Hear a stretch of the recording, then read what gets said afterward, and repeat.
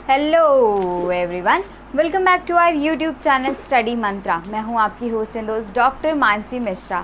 आपके अपने YouTube channel study मंत्रा में आपका बेहद स्वागत है और मैं हूं आपकी होस्ट डॉक्टर मानसी मिश्रा। ठीक है, आज फिर बोर्ड खाली है, यानी बोर्ड पर कुछ नहीं लिखा हुआ है, तो कुछ तो स्पेशल होने वाला है। बिल्कुल, आपके जो आपने हमारे फैंटास्टिक 15 को इतने अच्छे रिव्यूज़ दिए हैं, उसी के अकॉर्डिंग आज उसी सीरीज़ का अगला सेशन लेकर हम आ गए हैं। यानी आज हम फिर सॉल्व करेंगे अनदर 50 क्वेश्चंस। आज फिर जानेंगे बायो के इम्पॉर्टेंट प्रीवियस ईयर 15 क्वेश्चंस को और उनके ऑप्शंस डिस्कस करेंगे, सही आंसर डिस्कस करेंगे। आई होप ये सेशन आप काफ़ी इन्जॉय करते हैं। तो अगर आप ये सेशन इन्जॉय करते हैं तो मुझे कमेंट सेक्शन में बताना ना भूलें। Comment section is always waiting for all of you, तो प्लीज़ कमेंट सेक्शन में अपने रिव्यूज़ देना ना भूलें। ओके बच्चों, सेशन स्टार्ट किया जाए। ये वाला सेक्शन भी ख़त्म करते हैं, स्टार्ट करें। चलो, definitely we will start the session. लेकिन बता दूं, अगर आप हमारे चैनल पे पहली बार आए हैं तो प्लीज़ चैनल को सब्सक्राइब करना ना भूलें, साथ ही साथ नोटिफिकेशन बेल भी ज़रूर प्रेस करें। इसके अलावा इस वीडियो को लाइक, कमेंट और शेयर करना ना भूलें। चलिए बता दूं बच्चों, अगर आप हमारे व्हाट्सएप ग्रुप के साथ जुड़ना चाहें तो आपको हमारा नंबर डिस्क्रिप्शन बॉक्स में मिल जाएगा। साथ ही साथ पहला कमेंट पिन किया हुआ, वहाँ भी आपको हमारा व्हाट्सएप नंबर मिल जाएगा। आप चाहें तो हमारे व्हाट्सएप ग्रुप के साथ जुड़ सकते हैं। Study Mantra is always waiting for you और स्टडी मंत्रा आपका स्वागत करता है। चलिए स्टार्ट करें सेशन। तैयार बच्चा पार्टी तैयार, इंडिया कैडेट्स तैयार, यानी सब तैयार। डेफिनेटली तैयार होंगे क्योंकि अब ज़्यादा समय नहीं बचा है हमारे एग्ज़ाम्स को, और माहौल की गंभीरता को देखते हुए ये सेशंस आपके लिए बहुत इम्पॉर्टेंट है। क्योंकि बच्चों, प्रीवियस ईयर क्वेश्चन से और उनके ऑप्शन डिस्कस करने से क्या होता है कि आपको पूरा चैप्टर एक बार पूरा वो टॉपिक रिकॉल हो जाता है, माइंड में रिवॉल्व कर जाता है, जिससे आपको हर चीज़ याद आ जाती है उससे रिलेटेड। तो ये सेशंस आपके लिए बहुत इम्पॉर्टेंट हैं, इसीलिए हम ये सेशंस आपके लिए लेकर आते हैं ताकि आप पूरी रिवीजन, ज़्यादा से ज़्यादा रिवीजन कम टाइम में कर सकें। चलिए स्टार्ट करते हैं सेशन को। बढ़ें आगे। हाँ, डेफिनेटली आगे बढ़ने से पहले 4 लाइनें बचती हैं। तो बच्चों, आज की 4 लाइनें कुछ इस तरह हैं कि मिलेगी मंजिल परिंदों को, ये उनके फैले हुए पर बोलते हैं। यकीनन मिलेगी मंजिल परिंदों को, ये उनके फैले हुए पर बोलते हैं। दुनिया में अक्सर वो लोग खामोश रहते हैं जिनके हुनर बोलते हैं। एक बार फिर से हो जाए। यकीनन मिलेगी मंजिल परिंदों को, ये उनके फैले हुए पर बोलते हैं। इस दुनिया में अक्सर खामोश रहते हैं वो लोग जिनके हुनर बोलते हैं। डेफिनेटली अगर आप किसी चीज़ को चाहने के लिए, किसी चीज़ को पाने के लिए डिटरमाइन हो ना, डिटर्मिनेशन आपके अंदर है, पैशन अंदर है आपके, और आप उसके लिए रोज़ एक ना एक कदम बढ़ा रहे हो, तो डेफिनेटली आप मंजिल तक ज़रूर पहुंचोगे। डेफिनेटली अगर परिंदे यानी बर्ड्स, जो हमारे पक्षी हैं, ये अपने पंख ही ना फैलाएं और चाहें कि वो उड़कर बहुत दूर पहुंच जाएं, तो ऐसा कभी नहीं हो सकता। मंजिल तक पहुंचने के लिए उड़ना ज़रूरी है और उड़ने के लिए पंख फैलाना ज़रूरी है। उसके बाद अक्सर वो लोग खामोश रहते हैं जिनके हुनर बोला करते हैं। बहुत पुरानी हम लोग कोटेशन वगैरह डालते थे कि action speaks louder than the words, यानी क्या बोले, मुंह से बोली हुई बातें अक्सर ज़ाया जाती हैं, हुनर जब बोलते हैं तो वो दुनिया देखती है। तो जब आप बोल दोगे बड़ी बड़ी बातें करना, इन सब से कोई फ़ायदा नहीं है। अगर आपके अंदर जज्बा है तो अपने गोल को अचीव करके दिखाइए, इससे अच्छा आंसर आपके लिए कुछ भी नहीं हो सकता। चलिए स्टार्ट करें ये सेशन। फैंटास्टिक 15 आ जाओ आज के हमारे फैंटास्टिक 15 के पहले क्वेश्चन की तरफ। सेशन स्टार्ट करने से पहले फिर बता दूं बच्चों, अगर आप हमारे व्हाट्सएप ग्रुप पे जुड़ना चाहें तो आपको हमारा नंबर डिस्क्रिप्शन बॉक्स में मिल जाएगा। साथ ही साथ पहला कमेंट पिन किया हुआ, वहाँ भी आपको हमारा नंबर मिल जाएगा। जो चीज़ आपको आसान लगे वहाँ से हमारा नंबर ले लीजिए और हमें अपनी जीत, सक्सेस स्टोरी का एक हिस्सा बनने का मौका दीजिए। ये तो हम हमेशा कहते हैं कि जीतेंगे या तो सीखेंगे, लेकिन कभी भी हार नहीं मानेंगे। तो डेफिनेटली आज फिर हम सीखेंगे ताकि कल को हम जीत सकें। चलिए आगे बढ़ते हैं बच्चों। आज का पहला क्वेश्चन आपकी स्क्रीन्स पर ये रहा। Carbohydrates are stored in animals and plants in the form of, यानी कार्बोहाइड्रेट्स प्लांट्स और एनिमल्स में किस फॉर्म में स्टोर होता है। तो बच्चों कार्बोहाइड्रेट की बात की जा रही है और ये स्टोर किया जाता है प्लांट्स में और एनिमल्स में किस फॉर्म में, ये पूछा गया है। बच्चों प्लांट्स क्या होते हैं, they make their own food, ये अपना फूड खुद बनाते हैं। तो इस प्रोसेस में ये क्या बनाते हैं, basically what they form carbohydrates, वो कार्बोहाइड्रेट फॉर्म करते हैं। तो प्लांट्स में किस फॉर्म में हमारा कार्बोहाइड्रेट स्टोर रहता है, this is stored in the form of starch. ये किस फॉर्म में स्टोर रहता है, स्टार्च के फॉर्म में। और अगर हम एनिमल्स की बात करें तो एनिमल्स में किस फॉर्म में स्टार्च रहता है स्टोर, याद करो क्या बताया था डाइजेशन सिस्टम में, digestive system life sessions miss किए, ओ हो। चलो खैर फिर से बता दूं कि excess amount of glucose is stored in our liver as it is converted into glycogen. ये एक्सेस अमाउंट ऑफ ग्लूकोज हमारे लिवर में स्टोर रहता है in the form of glycogen. किसके फॉर्म में, ग्लाइकोजन के फॉर्म में। तो प्लांट्स में क्या बना, स्टार्च, और एनिमल्स में क्या बना, ग्लाइकोजन। और ये किसके फॉर्म से, हमारे कार्बोहाइड्रेट के फॉर्म से हैं। ठीक है, चलो ऑप्शंस डिस्कस कर लेते हैं। इस सबसे पहला ऑप्शन है सेल्यूलोज एंड ग्लूकोज। बच्चों cellulose is also a form of starch, ये also a form of carbohydrate. Cellulose is a polymer of glucose. Cellulose क्या है, ग्लूकोज का पॉलीमर है which is present in the cell wall of plant cells. Cellulose कहाँ present होता है, plant cell की cell wall में, लेकिन स्टोरेज फॉर्म नहीं है। ये कार्बोहाइड्रेट का स्टोरेज फॉर्म नहीं है प्लांट्स के लिए।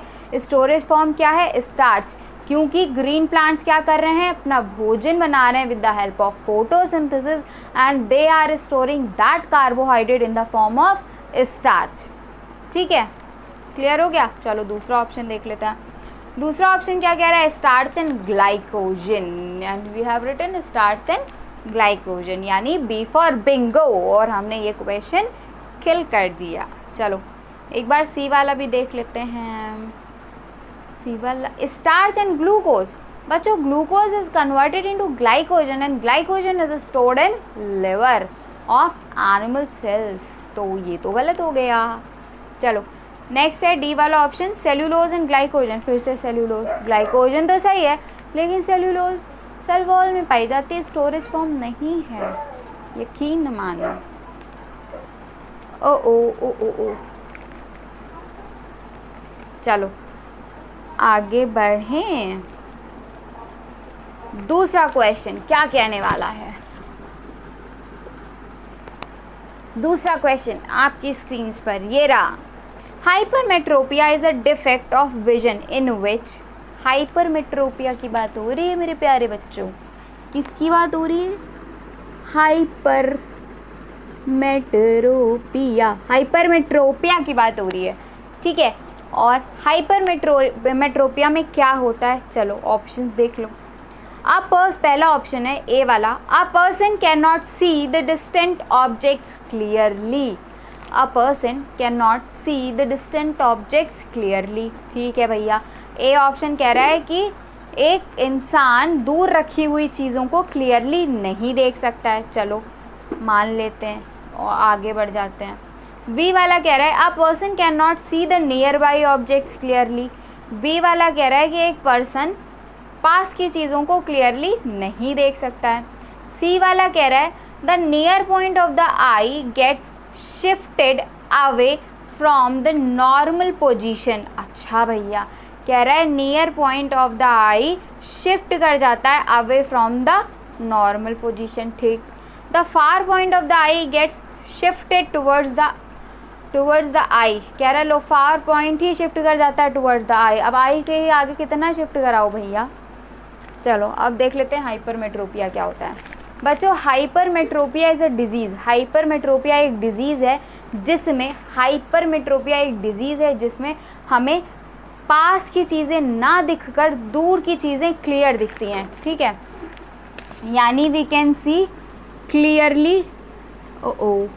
डिस्टेंट ऑब्जेक्ट्स क्या होते हैं बच्चों, क्लियर होते हैं, और नियर बाई वाले ये क्लियर नहीं होते हैं। यानी डिस्टेंट ऑब्जेक्ट्स तो क्लियर होते हैं, नियर बाई वाले क्लियर नहीं होते हैं। तो इस हिसाब से तो हमारा दूसरा ऑप्शन सही हो जाना चाहिए था, जो कि ये कह रहा था अ person cannot see the nearby objects clearly. अब आप लोग क्या करोगे, जल्दी में यही वाला टिक करके आओगे, गलत। जबकि नीचे के जो दो ऑप्शंस हैं ये प्रॉपर डिफाइन कर रहे हैं कि हाइपरमेट्रोपिया में क्या होता है। हाइपरमेट्रोपिया में क्या होता है बच्चों, जो नियर पॉइंट होता है, नियर बाई पॉइंट होता है आपकी आँखों का, ये शिफ्ट कर जाता है, ताकि जहाँ पर लाइट रेज को इकट्ठा आना चाहिए था रिफ्लेक्शन के बाद, वहाँ ना आकर वहाँ से थोड़ा पीछे आती हैं। यानी कि अगर यहाँ मिलना चाहिए था तो यहाँ ना मिलकर पीछे मिलती हैं, जिससे पास की चीज़ें नहीं दिखाई देती हैं और दूर की चीज़ें हमें साफ दिखाई देती हैं। तो ये है आपका हाइपरमेट्रोपिया का केस। तो सी वाला ऑप्शन सही होगा, यानी the near point of the eye gets shifted away from the normal position, यानी नियर पॉइंट आई का शिफ्ट कर जाता है अपनी नॉर्मल पोजीशन से अवे, ठीक है। क्लियर हो गया। चलो शाबाश, 2 क्वेश्चंस ख़त्म होते हैं। तीसरे क्वेश्चन पे आ जाओ। तीसरा क्वेश्चन क्या कह रहा है भैया, bats can catch their prey in the darkness of night. ये है स्टेटमेंट 1। चलो बच्चों, इस थर्ड क्वेश्चन में क्या है, 2 स्टेटमेंट्स दिए हैं, ठीक है, और आपको ये बताना है कि दोनों स्टेटमेंट सही हैं या नहीं, ठीक है। तो bats can catch their prey in the darkness of night, बिल्कुल सही है। बैट्स क्या करते हैं, दे आर नॉकटर्नल एनिमल्स, और ये रात के अंधेरे में भी अपने प्रे को बहुत आसानी से पकड़ सकते हैं। और स्टेटमेंट 2 पे आ जाओ, क्या कह रहा है, bats can produce and detect ultrasonic waves, बिल्कुल सही। बच्चों बैट्स क्या होते हैं, इनमें इको की वजह से, इको का फिनोमेना यूज़ करके ये चीज़ों को डिटेक्ट करते हैं। ये देख नहीं सकते लेकिन चीज़ों को डिटेक्ट कर सकते हैं with the help of ultrasonic sounds. हमेशा याद रखो, कभी कभी यहाँ पे सुपरसोनिक भी लिखा होगा, नो सुपरसोनिक नहीं, bats produce ultrasonic sounds,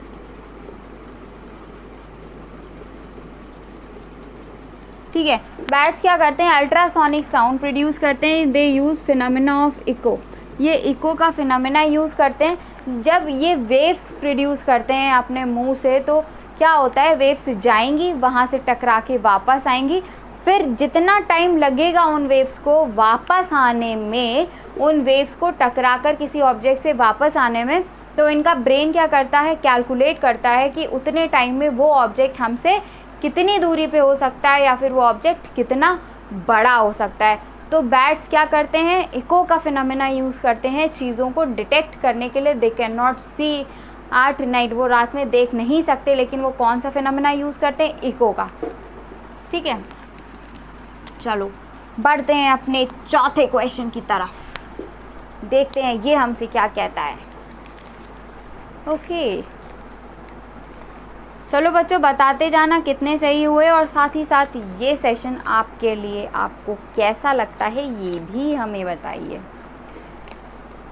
4th question ये रहा, which one among the following nutrients is a structural component of the cell wall of plants. Structural component पूछा है बच्चों, structural component of cell wall, और cell wall किस में, plant में। Options देख लो,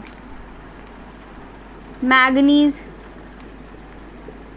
potassium, phosphorus and D calcium. अब आ जाओ बच्चों, सेल वॉल में भी कई सारी लेयर्स होती हैं और एक लेयर होती है मिडिल लैमेला। याद रखिएगा कि प्लांट की सेल वॉल भी कई लेयर्स की बनी होती है और उसमें एक लेयर होती है मिडिल लैमेला, और मिडिल लैमेला में पाया जाता है कैल्शियम पेक्टेट। ठीक है, यानी प्लांट की जो सेल होती है that is surrounded by cell wall, और सेल वॉल में भी कई सारी लेयर्स होती हैं और जिसकी एक लेयर है मिडिल लैमेला। मिडिल लैमेला में प्रेजेंट होता है कैल्शियम पेक्टेट, तो इसका आंसर क्या होगा? कैल्शियम। यानी structural component of cell wall is calcium. क्यों? क्योंकि ये कैल्शियम पेक्टेट के फॉर्म में मिडिल लैमेला में पाया जाता है, and middle lamella is a layer in the cell wall of plant cells. ठीक है, अब तो स्क्रीनशॉट एक बनता है क्योंकि बोर्ड भी पूरा भर चुका है और हम 4 क्वेश्चंस भी डिस्कस कर चुके हैं। वी विल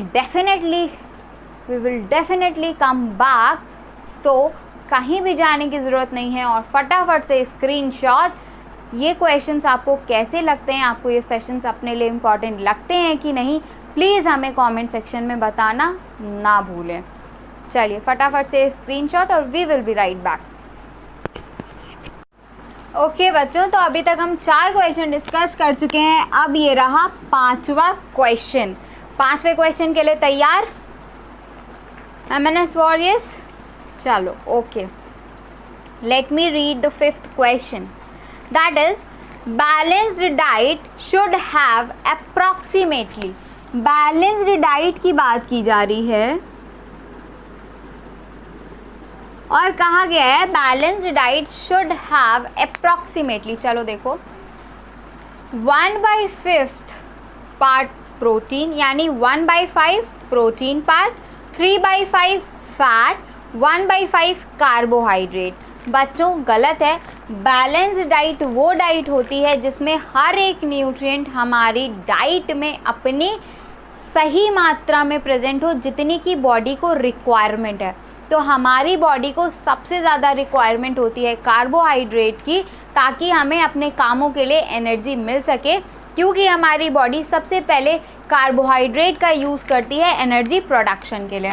तो जो बैलेंस डाइट है उसमें 1/5 होना चाहिए प्रोटीन, 1/5 होना चाहिए फैट और 3/5 होना चाहिए कार्बोहाइड्रेट। चलो देखते हैं ये वाला ऑप्शन कहाँ मैच करता है। ठीक है, 1/5 प्रोटीन, 1/5 फैट और 3/5 कार्बोहाइड्रेट। चलो देखते हैं, ए वाला था ऑप्शन हमारा 1/5 प्रोटीन, ठीक, 3/5 fat, no, we need only 1/5 fat. उसके बाद बी वाले पे आ जाओ, 3/5 प्रोटीन, ना, वी नीड ओनली 1/5 प्रोटीन, तो that is also wrong. C वाला देखो, 1/5 protein, 1/5 fat, 3/5 carbohydrate. Absolutely right, because we need 1/5 protein, 1/5 fat and 3/5 carbohydrate. So the option C is absolutely right. चलो डी वाला देख लें, ऑप्शन क्या था? डी वाला ऑप्शन था 1/2 प्रोटीन, 1/4 फैट, 1/4 कार्बोहाइड्रेट। नो बेटा। चलो अच्छा बच्चों, जब बात आती है एनर्जी प्रोडक्शन के लिए, तो सबसे पहले बॉडी एनर्जी प्रोडक्शन के लिए यूटिलाइजेशन करती है कार्बोहाइड्रेट का, फिर यूज़ होता है फैट का, फिर यूज़ होता है प्रोटीन का। किस लिए? For the production of energy. Energy के लिए सबसे पहले, यानी एटीपी सिंथेसिस के लिए सबसे पहले क्या यूज़ होगा? कार्बोहाइड्रेट, फिर क्या यूज़ होगा? फैट, फिर क्या यूज़ होगा? प्रोटीन। ठीक है, और जब बॉडी प्रोटीन का यूज़ करने लगे एनर्जी प्रोडक्शन के लिए, तब समझो हमारी स्टारवेशन यानी भूखमरी की कंडीशन हमारी बॉडी में आ चुकी है। ठीक है, is that clear to everyone? If you think that this session is very important to you, so please let us know in the comment section. हमें कमेंट सेक्शन में ज़रूर बताइए। चलो now we are moving towards the 6th question. अब 6th question की तरफ move करते हैं और देखते हैं ये हमसे क्या कहता है। कुछ कहता है ये क्वेश्चन, क्या कहता है? Which one among the following statement is correct? यानी इनमें से कौन सा स्टेटमेंट करेक्ट है? चलो देख लेते हैं. All arteries carry oxygenated blood. All arteries carry oxygenated blood. No. Why? Because one exception is there. Usually arteries carry oxygenated blood, but pulmonary artery is the artery which is carrying deoxygenated blood. यानी हर usually क्या होता है, artery oxygenated blood को carry करती है, लेकिन pulmonary artery एक ऐसी आर्टरी है जो डीऑक्सीजनेटेड ब्लड को कैरी करती है. ठीक है. और पल्मोनरी आर्टरी कहाँ से निकलती है और कहाँ को जाती है? We have discussed this question in our live sessions of circulatory system. हमने ये क्वेश्चन वहाँ पे डिस्कस किया हुआ था. पल्मोनरी आर्टरी हमारी हार्ट से निकलकर लंग्स तक ब्लड ले जाती है for the process of purification. ठीक है, प्यूरिफिकेशन के लिए. चलो बी वाला ऑप्शन देखते हैं. All veins carry deoxygenated blood. ना, usually veins carry deoxygenated blood, but pulmonary vein is the exception. Pulmonary vein क्या है? एक एक्सेप्शन है. Why? Because pulmonary vein carry oxygenated blood and it brings back the oxygenated blood from lungs towards heart. ये क्या करती है? वापस लाती है ऑक्सीजनेटेड ब्लड को लंग्स से हार्ट की तरफ after purification of blood. Blood के प्यूरिफिकेशन के बाद ये लंग से ऑक्सीजनेटेड ब्लड को हार्ट तक लाती है. ठीक है, तो ये ऑप्शन भी हमारा गलत हो गया. सी वाला देखो. Except the pulmonary artery all the other arteries carry oxygenated blood. बिल्कुल सही, यही तो कह रहे हैं कि except pulmonary arteries all the arteries carry oxygenated blood. यानी आर्टरीज क्या कैरी कर रही हैं? Oxygenated blood, except pulmonary. And veins क्या कैरी करती हैं? Deoxygenated blood. बच्चों ये डीओ भी डीऑक्सीजनेटेड ब्लड है, डेट ऑफ बर्थ नहीं, तो ध्यान रखिएगा. Except pulmonary vein. ये क्या है? पल्मोनरी आर्टरी है और ये क्या है? Pulmonary vein. Okay, is that clear to everyone? If these questions are very clear to you, so please let me know in the comment section. चलो, shall we proceed towards another question? And I have to turn the page for this. Next question is, AIDS is caused by human immunodeficiency virus HIV, which is, I have to write the options.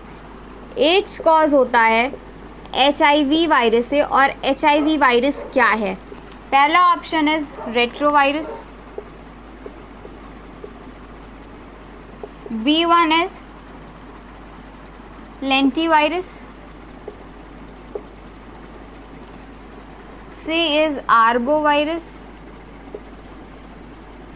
and D is immunovirus.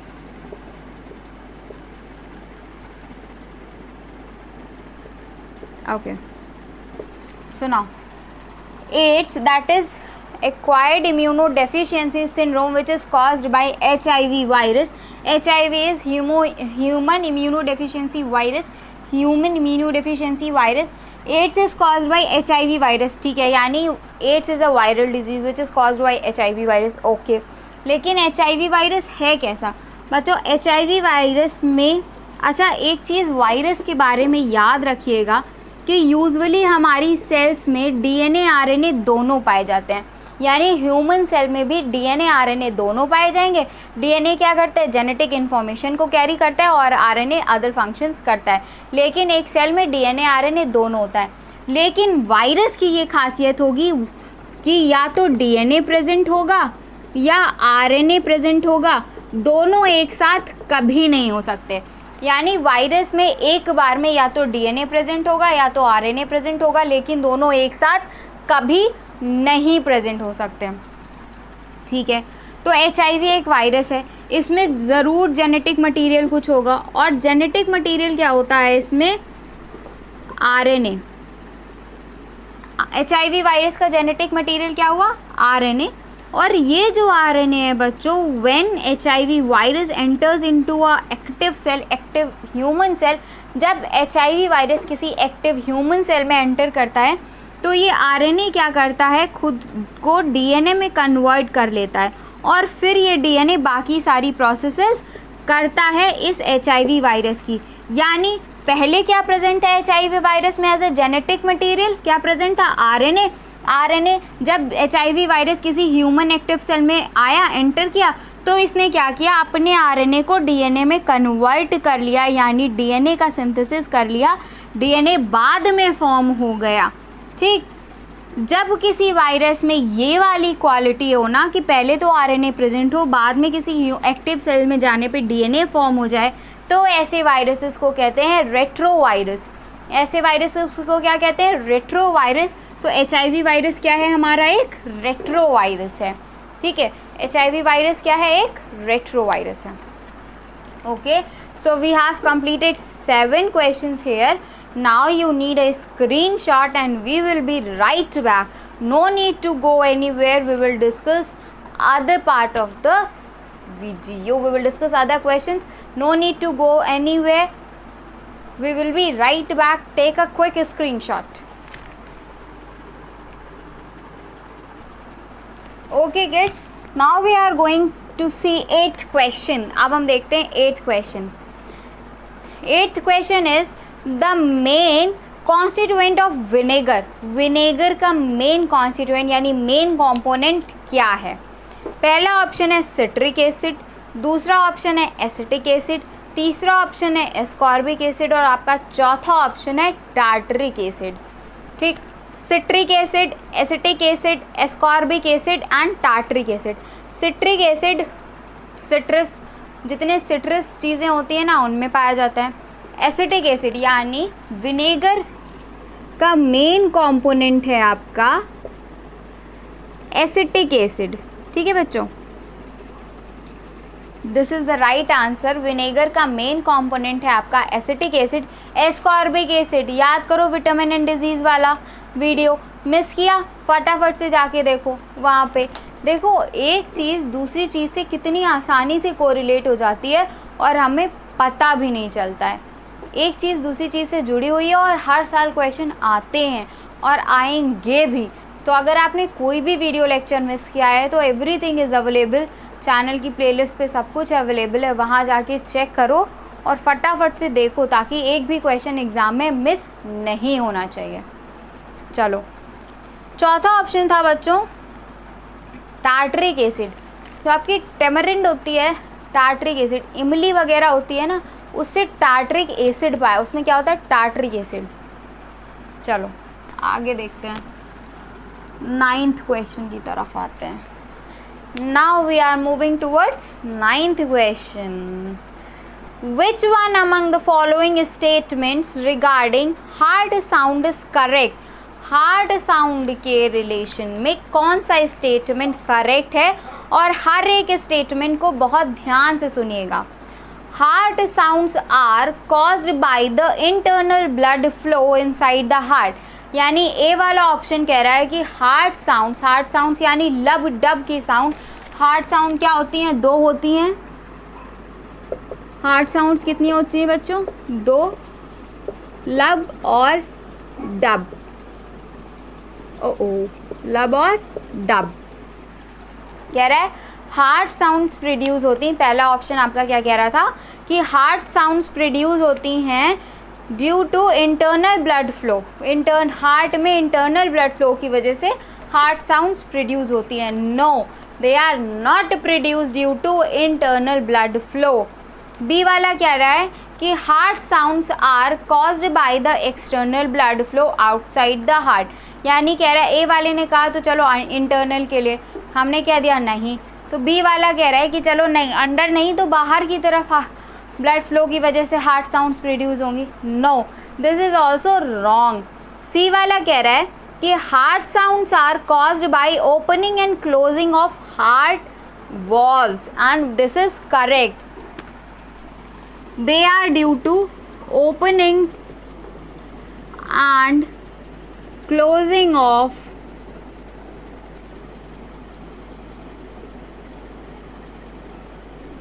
Heart walls, यानी heart walls जो होते हैं उनके खुलने बंद करने की वजह से लब्ड अप साउंड प्रोड्यूस होती है, दैट इज हार्ट साउंड। ये क्या है? हार्ट साउंड है। चलो डी वाला ऑप्शन भी देखो, normal sounds are called murmurs. Normal sounds क्या कहलाती है? मरमर। नो। अब मरमर क्या होता है इसको भी डिस्कस कर रहे थे बच्चों। यूजुअली तो ब्लड फ्लो करता है हमारी ब्लड वेसल्स में, लेकिन जब कभी भी ब्लड वेसल्स की ल्यूमेन नैरो हो जाती है तो ब्लड काफ़ी तेज, काफ़ी प्रेशर के साथ उन ब्लड वेसल्स में फ्लो करता है और एक अजीब सी साउंड आती है, that sound is known as murmuring sound. तो murmuring sound is not normal, that is abnormal. ठीक है, मरमरिंग साउंड एबनॉर्मल है, डिजीज़ कंडीशन में देखी जाती है, ये नॉर्मल हार्ट साउंड नहीं है। ओके, चलो आगे बढ़ते हैं 10th क्वेश्चन की तरफ। Now we are moving towards 10th question. इससे पहले बता दूं बच्चों, अगर आप हमारे व्हाट्सएप ग्रुप से जुड़ना चाहें तो number is available in the description box as well as comment section में भी आपको नंबर हमारा मिल जाएगा, पहला कमेंट पिन किया हुआ। तो आप अगर हमारे व्हाट्सएप ग्रुप से जुड़ना चाहें तो यू आर मोस्ट वेलकम, आपका बेहद स्वागत है। चलिए 10th क्वेश्चन देखें। Which one among the following cell organelle is semi permeable? ओहो, सेमी परमिएबल की बात की गई है। अब तो बच्चों पहले वाला अगर आपने वीडियो देखा होगा हमारा फैंटास्टिक 15 वाला, तो आपको याद हो गया होगा कि what was semi permeable, what do you understand by the term semi permeable, और कौन सा सेल ऑर्गेनल सेमी परमिएबल होता है। चलो ऑप्शंस देख लेते हैं, अब क्वेश्चन पे आ गए हैं तो क्या ही दिए हुए हैं। सेल मेम्ब्रेन, बी है आपका राइबोसोम,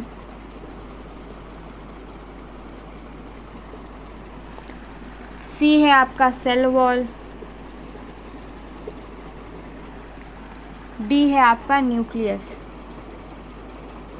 चलो सेमी परमिएबल की बात हो रही है, ऑप्शंस दिए हैं cell membrane, ribosome, cell wall और न्यूक्लियस। आप देखो सेमी परमिएबल क्या होता है कि जब कोई मेम्ब्रेन सेलेक्टेड पार्टिकल्स को ही अपने अक्रॉस आने जाने दे तो this phenomena is known as semi permeable and that membrane is known as semi permeable membrane. यानी सेलेक्टेड पार्टिकल्स ही अंदर बाहर जा रहे हैं, बाकी पार्टिकल्स का मूवमेंट ब्लॉक हो चुका है, ये फिनोमेना सेमी परमिएबिलिटी है। ठीक है, और ऐसी मेम्ब्रेन को क्या कहेंगे? Semi permeable membrane. और क्या होती है ये? Cell membrane. सेल मेम्ब्रेन हमारी जो है that is semi permeable membrane. अब राइबोसोम्स दिया है ऑप्शन, बात कर लो, तो they are helpful in protein synthesis. यानी राइबोसोम्स क्या है बच्चों? प्रोटीन सिंथेसिस में हेल्प करते हैं। सेल वॉल क्या है? Outer most layer of plant cell. और न्यूक्लियस तो भैया ये तो ब्रेन है हमारी सेल का, इसके बिना तो कोई काम में नहीं चलेगा। ब्रेन डेड हो जाओ तो ये फड़फड़ाएंगे हाथ पैर? नहीं। कोमा की कंडीशन में इमेजिन कर लो बच्चों, कोमा में क्या होता है? ब्रेन ही तो काम नहीं कर रहा होता है, सारे सेल ऑर्गेनल, सारे ऑर्गन सिस्टम बिल्कुल सही होते हैं, लेकिन क्या चीज़ ख़राब हो चुका होता है? ब्रेन काम नहीं कर रहा होता है। ठीक है, 10th क्वेश्चन डिस्कस कर लिया। Now we are moving towards 11th question. अब हम किसकी तरफ मूव करते हैं? 11th क्वेश्चन की तरफ। Okay, Which one among the following statements regarding cell is not correct? यानी सेल को लेकर कहा गया कौन सा स्टेटमेंट सही नहीं है। तो पहला सुनो, shape and size of cells are related to specific function. बिल्कुल सही है, सेल का शेप और साइज उनके फंक्शन के अकॉर्डिंग होता है, डिपेंड करता है। लॉन्गेस्ट सेल कौन सी है बच्चों? हमारी बॉडी की लॉन्गेस्ट सेल कौन सी है? नर्व्स हैं। देखो नर्व्स कुछ ऐसी होती है ना, ऐसे ऐसे ऐसे, इधर इधर इधर इधर इधर, यहाँ पे बीच में ये नर्व सेल है, this is the longest cell, ये लॉन्गेस्ट सेल होती है। और कई सारी हम रैंडम बना देते हैं। अमीबा देख लो, वो भी तो एक यूनिसेलुलर है, कितने सारे स्यूडोपोडिया बना दिए। ठीक, वायरस जनरली हम लोग पता नहीं क्या क्या बनाते हैं, ऐसा कुछ वायरस का स्ट्रक्चर बनाते हैं। तो यानी सेल्स बहुत से हो सकते हैं, किसी भी शेप के हो सकते हैं, डिपेंड करता है कि वो किस फंक्शन को परफॉर्म करने वाले हैं। ठीक है, यानी ये स्टेटमेंट तो हमारा सही था। बी वाले पे आ जाओ। Some cells have changing shapes, some cells have changing shape, यानी कुछ कुछ सेल्स का शेप चेंज होता रहता है। अच्छा भैया मान लेते हैं, चलो। सी वाला देखो, each cell has its own capacity, हर एक सेल की अपनी एक कैपेसिटी होती। अच्छा, same type of cells are present in all the body, ये भी बिल्कुल सही स्टेटमेंट है कि हर एक जो कुछ सेल होती हैं वो शेप को चेंज कर सकती हैं। जैसे ये अमीबा की सेल देखो, स्यूडोपोडिया बनते बिगड़ते रहते हैं, शेप लगातार चेंज होती रहती है। तो अमीबा क्या होता है, इर्रेगुलर शेप का होता है। इसके बाद हर एक सेल की अपनी कैपेसिटी होती है, बिल्कुल। वो अब भैया आरबीसी क्या काम करेगी, उसकी कैपेसिटी, डब्ल्यूबीसी क्या काम करेगी, उसकी कैपेसिटी, प्लेटलेट क्या काम करेगी, उसकी कैपेसिटी, नर्व सेल क्या काम करेगी, उसकी कैपेसिटी, यानी हर एक सेल की अपनी कैपेसिटी होती है, बिल्कुल सही। लेकिन पूरी बॉडी में क्या एक ही टाइप की सेल पाई जाती है? नो। तो ये डी वाला ऑप्शन हमारा गलत था। अगर पूरी बॉडी में एक ही टाइप की सेल पाई जाती है तो जो इतने सारे ऑर्गन सिस्टम है हमारी बॉडी में, ये कभी डेवलप नहीं कर पाते। ऑर्गन सिस्टम डेवलप कर रहे हैं, अलग अलग फंक्शन हो रहे हैं, अलग अलग टाइप की सेल्स हैं, तो ये डी वाला ऑप्शन बिल्कुल गलत था। चलो अब स्क्रीनशॉट तो बनता है। And we have completed 11 questions, 4 more questions are remaining, we will definitely solve them and no need to go anywhere, still 4 questions are remaining, we will be right back। इससे पहले, जाने से पहले, ताकि आप स्क्रीनशॉट ले सकें, एक बात बता दूं कि चैनल को लाइक, कमेंट, शेयर और सब्सक्राइब करना ना भूलें। साथ ही साथ नोटिफिकेशन बेल को ज़रूर दबाएं और कमेंट सेक्शन में हमें बताएं कि कितने क्वेश्चंस आपके आज के फैंटास्टिक 15 में सही हुए।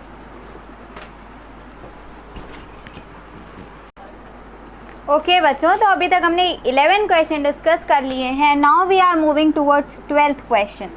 अब हम 12th क्वेश्चन की तरफ आगे बढ़ते हैं। 12th क्वेश्चन क्या है, क्या है, क्या है 12th क्वेश्चन? चलो ध्यान से सुनिएगा। Bats can ascertain distance, direction, nature and size of the obstacle at night, that is possible by the reflection of emitted, क्या emitted, अभी वहाँ पे पढ़ा था बैट के बारे में, इको वाला, और क्यों, अल्ट्रासोनिक वेव्स। ठीक है, बैट का इको वाला, यानी साउंड वेव्स जा रही हैं, टकरा रही हैं, वापस आ रही हैं, रात में वो देख नहीं सकते, वो इको का फिनोमेना यूज़ करते हैं और अल्ट्रासोनिक वेव्स प्रोड्यूस करते हैं। क्लियर हो गया? हो गया कि नहीं, सो गया ये जहां, सो गया आसमां, सो गई है सारी मंजिलें, सो गया है रास्ता। सोने की जरूरत नहीं है, नहीं तोड़े जाओगे। एग्ज़ाम आ गया बच्चों, तैयार रहो। एनर्जी लेवल हमेशा हाई होना चाहिए, जोश हमेशा हाई होना चाहिए। चलो 13th क्वेश्चन की तरफ बढ़ते हैं। 13th क्वेश्चन आपकी मोबाइल स्क्रीन पर ये रहा।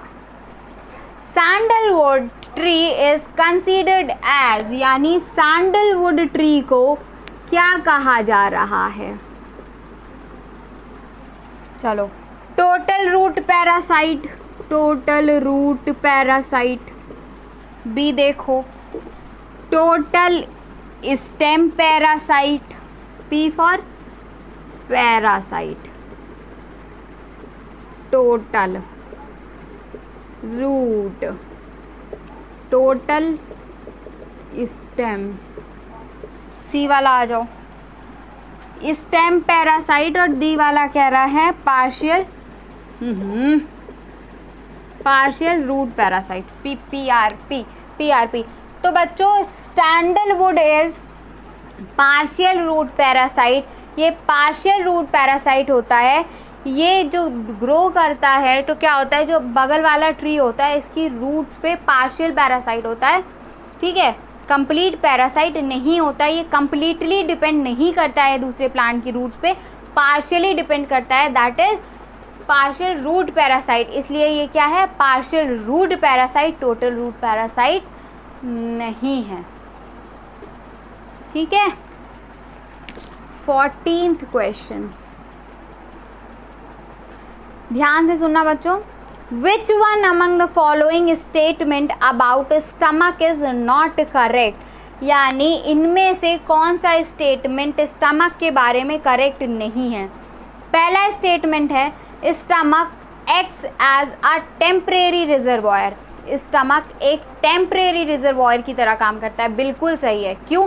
क्योंकि जब हमने डाइजेस्टिव सिस्टम डिस्कस किया था तब बताया था कि जो आपका स्टमक होता है that is bag like structure, एक बैग लाइक स्ट्रक्चर है और टेम्परेरीली फूड को स्टोर करता है, तो ये एक टेम्परेरी रिजर्वायर है, बिल्कुल सही। बी वाला देख लो, stomach mixes food with gastric juice. Stomach से क्या रिलीज होता है, क्या सिक्रीट होता है, गैस्ट्रिक जूस। तो स्टमक में क्या होता है, डाइजेशन। तो डाइजेशन की प्रोसेस कब हो पाएगी, जब फूड से गैस्ट्रिक जूस मिक्स करेगा तभी डाइजेशन होगा। So B statement is also correct. C वाला देखो, stomach secretes lipase and amylase in gastric juice. Gastric juice में गैस्ट्रिक लाइपेज और गैस्ट्रिक अमाइलेज दोनों प्रेजेंट होते हैं। Gastric lipase is responsible for the digestion of lipids यानी fat, और gastric amylase is responsible for the digestion of carbohydrates, बिल्कुल सही। हालांकि आपके गैस्ट्रिक जूस की वजह से सिर्फ 5% कार्बोहाइड्रेट का ही डाइजेशन हो पाता है, but this statement is also correct because gastric lipase and gastric amylase both the enzymes are present in our gastric juice। D वाला देख लो कि rate of stomach emptying depends on the type of food, यानी हमारा stomach किस rate से खाली होगा, food किस रेट से हमारे एलिमेंट्री के नाम में आगे बढ़ेगा, ये डिपेंड करता है कि हम कौन से टाइप का फूड खा रहे हैं। No, this is wrong. Digestion की प्रोसेस अपने एक नॉर्मल रेट से चलती है और उसी तरीके की होती है। आप किसी भी तरीके का फूड ले लो, ये उस पर निर्भर नहीं करता है, ठीक है। यानी डी वाला जो स्टेटमेंट था this is wrong. Now we are going to move towards the last question of this session. अब हम कहाँ मूव करने जा रहे हैं, इस सेशन के लास्ट क्वेश्चन की तरफ। ओके, तो आई होप आप ये सेशंस इन्जॉय करते हैं, और अगर आपको ये सेशंस आपके लिए बेनिफिशियल लगते हैं सो प्लीज़ लेट अस नो, हमें ज़रूर बताएं। Comment section is always waiting for you. Comment section हमेशा से आपका इंतज़ार करता है। प्लीज़ हमें कमेंट करके ज़रूर बताएं कि are these sessions important for you और नॉट, कि क्या ये सेशंस आपके लिए इम्पॉर्टेंट हैं या नहीं। We are doing hard work just to make you confident. हम हार्ड वर्क कर रहे हैं ताकि आप कॉन्फिडेंट हो जाएं और आपको लगे कि नहीं, हाँ कुछ ना कुछ पढ़ा एग्ज़ाम के लिए, तैयार है पेपर हमारा और हम पेपर फोड़ने के लिए तैयार हैं। ओके, चलो लास्ट क्वेश्चन देखते हैं बच्चों। Which of the following organ breaks fat to produce cholesterol, यानी कि फैट ब्रेक हो रहा है किस में, कोलेस्ट्रॉल में। ऑप्शंस देख लो बच्चों क्या क्या हैं। ए वाला है intestine, B is liver, C is lungs and D is kidney. Intestine में क्या होता है, प्रोसेस ऑफ डाइजेशन होती है, लेकिन यहाँ पर क्या होता है, जो फैट हैं they are converted into fatty acids and glycerol, because fatty acids and glycerols are the monomers of fat. Intestine में क्या होता है, डाइजेशन की प्रोसेस होती है, और डाइजेशन था क्या, कॉम्प्लेक्स मॉलिक्यूल्स का अपने सिंपलर मॉलिक्यूल्स में चेंज होना ही क्या कहलाता था, डाइजेशन। तो यहाँ पे जो इंटेस्टाइन में डाइजेशन की प्रोसेस हो रही है, इसमें फैट किस में कन्वर्ट होता है, फैटी एसिड्स और ग्लिसरॉल में, जो कि फैट्स के मोनोमर्स हैं। तो इंटेस्टाइन तो नहीं रहा, बात करते हैं लंग्स की। Lungs is responsible for the purification of blood. Lung किसके लिए रिस्पॉन्सिबल है? ब्लड के प्यूरिफिकेशन के लिए रिस्पॉन्सिबल है। गैसियस एक्सचेंज के लिए रिस्पॉन्सिबल है, यानी ये वाला भी गलत हो गया। Kidney, kidney is responsible for the filtration of blood. Kidney क्या करती है? ब्लड का फिल्टरेशन करती है, यानी ये भी गलत हो गया। बचा क्या? लिवर, जो कि सही है। अब कॉन्सेप्ट पे आ जाओ बच्चों। लिवर हमारी बॉडी में 200 से ज़्यादा फंक्शन करता है, 200 से भी ज़्यादा। तो बायोलॉजी में जब कभी किसी चीज़ का फंक्शन पूछा जाए या फिर आपको कोई फंक्शन दिया जाए, पूछे कि ये कौन सा ऑर्गन परफॉर्म करता है और आप कुछ भी कोरिलेट ना कर पाओ और ऑप्शन में लिवर दिया हो, तो तुक्का लगाने की बात जहाँ पे आए ना, लिवर पे लगाना, क्योंकि this is the busiest organ of our body. ये हमारी बॉडी का बिजिएस्ट ऑर्गन है, 200 से ज़्यादा फंक्शन परफॉर्म करता है। This is the busiest organ of our body, हमारी बॉडी का बिजिएस्ट ऑर्गन है। ठीक है, तो ऑप्शन में अगर लिवर हो और तुक्का लगाने की बात हो, कोई ऑप्शन ना समझ में आए तो लिवर लगाना। अब यहाँ पे कैसे बना कोलेस्ट्रॉल, आ जाओ बच्चों। लिवर में प्रेजेंट होते हैं, लिवर बनाता है बाइल। ठीक है, बाइल बनाता है। Bile is secreted in liver and bile is stored in gall bladder. इस क्वेश्चन में भी आप जनरली कंफ्यूज होते हो। बाइल बना कौन रहा है? लिवर। और बाइल स्टोर कहाँ हो रहा है? गॉल ब्लैडर में। दोनों अलग अलग बातें हैं, कंफ्यूज होने की कोई भी ज़रूरत नहीं है। बाइल बनता है लिवर में, स्टोर होता है आपके गॉल ब्लैडर में। बाइल में प्रेजेंट होते हैं बाइल सॉल्ट्स और बाइल पिगमेंट्स, जिनकी मदद से क्या बनता है? आपका कोलेस्ट्रॉल। तो ultimately which is responsible for the production of cholesterol? That is liver.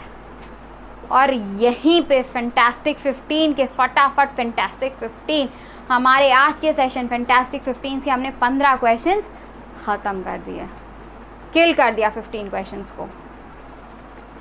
Okay, तो बच्चों ये सेशन आपको कैसा लगता है, कितने मार्क्स आप इसमें स्कोर करते हो, प्लीज़ हमें कमेंट सेक्शन में बताना ना भूलें। और अगर आपको ऐसे ही और सेशंस चाहिए ताकि हमारी एनर्जी, देखो बच्चों काम करने में तभी मन लगता है जब दोनों तरफ से एक 2 वे कम्युनिकेशन और 2 वे कॉन्वर्सेशन हो, ताकि हम भी खुश, आप भी खुश, आपके मन की बात हम समझें, हमारे मन की बात आप समझें, तभी काम करने में मन लगता है। तो प्लीज़ आपको हमारे ये सेशंस कैसे लगते हैं और अगर आपको ऐसे ही और सेशंस चाहिए तो हमें कमेंट सेक्शन में बताना ना भूलें। ओके, स्क्रीनशॉट चाहिए? ले लेना, रुको ज़रा सब्र करो। तो स्क्रीनशॉट तो लेंगे, लेकिन साथ ही साथ फिर बता दूँ, अगर आप हमारे व्हाट्सएप ग्रुप के साथ जुड़ना चाहें तो number is given in description box as well as in the comment section. You are most welcome there. और हमारे चैनल को लाइक, कमेंट, शेयर, सब्सक्राइब करना ना भूलें, साथ ही साथ नोटिफिकेशन बेल भी दबाते जाएं। चलो ले लो screenshot. Thank you for watching us, thank you for being with us.